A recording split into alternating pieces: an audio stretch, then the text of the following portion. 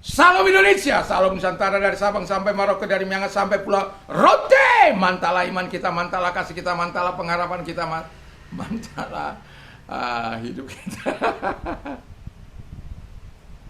Jangan katakan bahwa Yesus bukan Tuhan, jangan katakan Yesus bukan Juru Selamat. Dia adalah Tuhan, dia adalah Juru Selamat. Kalau engkau percaya, engkau akan diselamatkan. Kalau engkau tidak percaya, engkau akan dihukum. Dan saya mau katakan kepadamu, Yesus sudah berkata, akulah jalan dan kebenaran dan hidup, tiada seorang sampai kepada Allah kalau tidak melalui aku. Dan Rasul Paulus mengatakan, dan keselamatan tidak ada di dalam siapapun selain di dalam Dia yang memberikan, selain di dalam Dia, Yesus Kristus. Karena di bawah kolong langit itu tidak ada nama lain yang diberikan kepada manusia yang olehnya kita dapat diselamatkan. Karena begitu besar kasih Allah akan dunia ini, sehingga Ia mengorbankan anaknya yang tunggal, supaya setiap orang percaya kepadanya tidak binasa, melainkan beroleh hidup yang kekal. Selamat malam bagi kita. Kiranya kekuatan Tuhan, kekuatan firman, kekuatan Roh Kudus ada menyertai setiap kita, sehingga malam ini kita tetap kuat sehat sebelum kita istirahat. Dan saya tetap memberikan nasihat supaya kita rajin mendengar firman Allah, rajin membaca, dan sekaligus berdoa sebelum tidur. Tuhan Yesus memberkati. Mari kita berdoa. Tuhan Yesus, kiranya Engkau terus menolong kami untuk lebih dekat kepadamu, lebih mencintai Engkau, lebih dalam lagi mencintai Engkau. Dalam nama Yesus, haleluya, amin. Puji nama Tuhan. Saya akan membaca dalam Yakobus 4 ayat yang ke-7. Karena itu tunduklah kepada Allah dan lawanlah iblis, maka ia akan lari daripadamu. Yang ke-10, rendahkanlah dirimu dari hadapan Tuhan dan ia akan meninggikan kamu. Haleluya. Tadi pagi saya mengatakan kepada kita betapa pentingnya 3 hal di atas tadi pagi itu, yaitu di mana kita mendekat kepada Allah supaya Allah mendekat kepada kita, tahirkan tangan kita, hati kita, supaya kita memiliki dampak yang sangat luar biasa. Di ayat ini kita disuguhkan bagaimana supaya kita taat kepada Allah, tunduk kepada Allah, walaupun ada sedikit perbedaan, tapi kita harus taat kepada Allah dalam segala hal dalam kehidupan ini. Dan kita tunduk berarti kita mentaati segala apa yang Tuhan katakan kepada kita. Karena apa? Dalam tunduk kita tidak bertanya soal apakah nanti saya akan menerima kemenangan atau tidak, tapi dikatakan tunduklah kepada Allah. Jadi kalau kita tunduk kepada Allah, Allah punya posisi yang sudah jelas, Almighty God. Dia sudah punya posisi omnipresent, yang maha hadir, omniscience, yang maha tahu, omnipotent, yang maha kuasa. Dan itu tidak akan pernah bisa tersingkirkan. Dia juga maha kekal. Dia juga maha kasih, maha baik, dan lain sebagainya. Jadi yang maha-maha itu serahkan sama Dia. Ya, tunduk kepada kita, taat. Tunduk kepada Allah dan taat kepada Allah, dan Dia akan mengatur manis rancangan-rancangan yang baik yang sudah diatur, sama seperti ketika Daud memberikan rancangan-rancangan pembangunan bait Allah yang harus dilakukan anaknya Salomo, dan semua telah diberikan perlengkapan dan semua orang ahli sudah ada. Dan dia tinggal hanya membangun menurut rancangan itu. Dan Alkitab mengatakan dia melakukan sebagaimana yang diperintahkan kepada. Dan di pasal 5 mereka melihat apa yang telah terjadi. Bangunan itu telah selesai.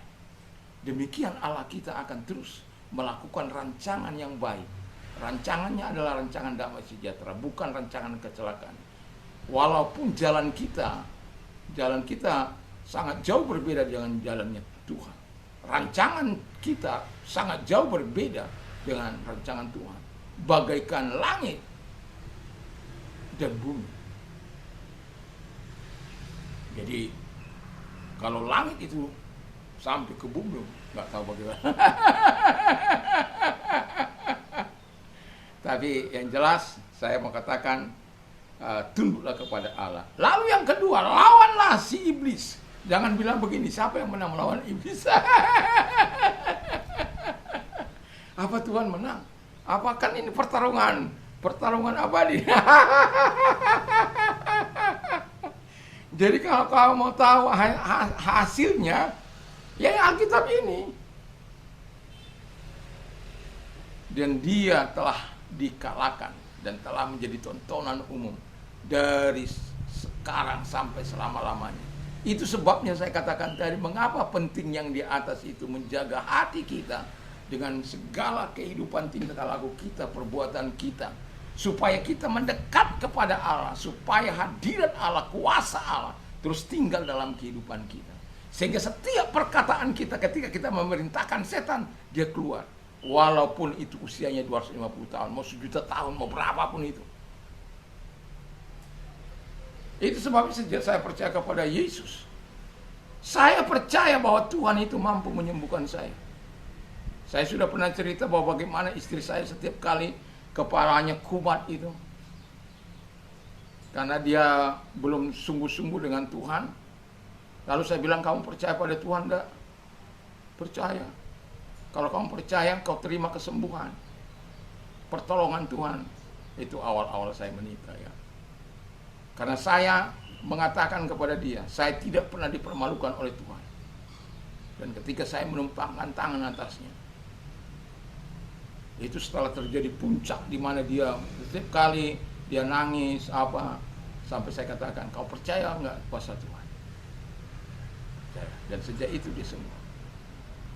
Dan kalau saya tinggal tumpangkan tangan, kalau anak-anak saya sakit, kamu percaya pada Tuhan di atas apa Tuhan di bumi? Dokter di bumi.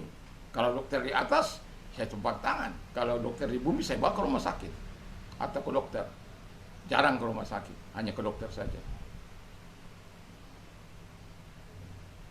Jadi itulah kehidupan ini. Dan saya merasakan bagaimana pemeliharaan Tuhan dari mulai 1 Maret sampai hari ini. Saya sudah pernah saksikan 25.000 uang saya mencabut gigi. Karena masuk dulu gigi, jadi saya merasa itu saya harus cabut. Tapi istri saya bilang sudah bawa aja. Nah, itu karena pernikahan. Tapi setelah itu saya katakan tidak. Saya percaya bahwa Tuhan itu, Dia memberikan sakit. Ya, kalau kita baca Alkitab, setan itu kan turut bekerja di situ untuk melakukan melalui sakit itu kita diintimidasi untuk dibuat tidak percaya pada Tuhan, untuk kita menyerah. Karena kadang-kadang ada orang-orang sudah nggak sembuh-sembuh karena yang didoakan juga nggak beriman.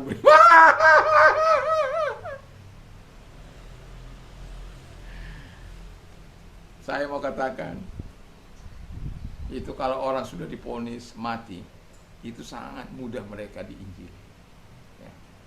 Saya sudah berapa kali menghadapi orang-orang dan Tuhan sembuhkan. Saya Tuhan, dokter sudah angkat tangan, justru di situ saya mau mengatakan bahwa Yesusku tidak pernah angkat tangan.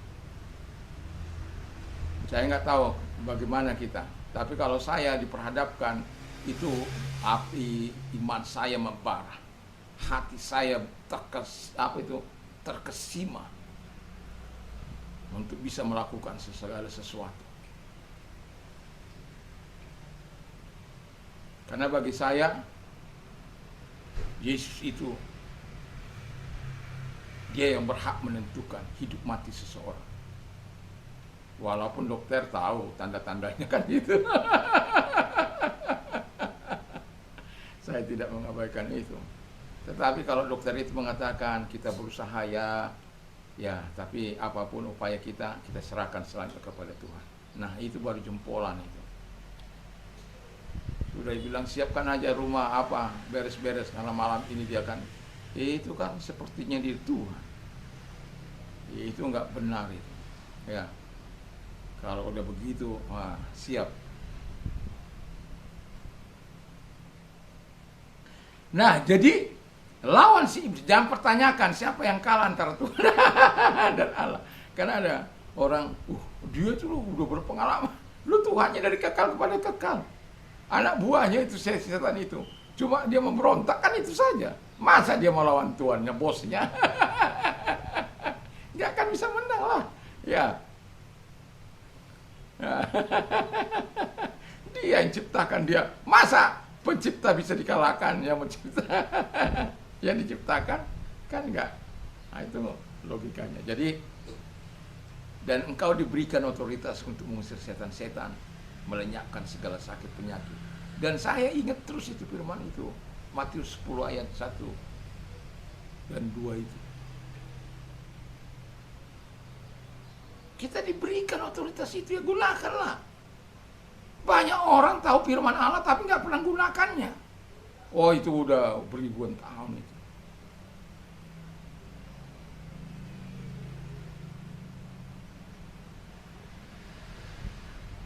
Kami dulu punya teman di sini, dia lama sudah nggak punya anak.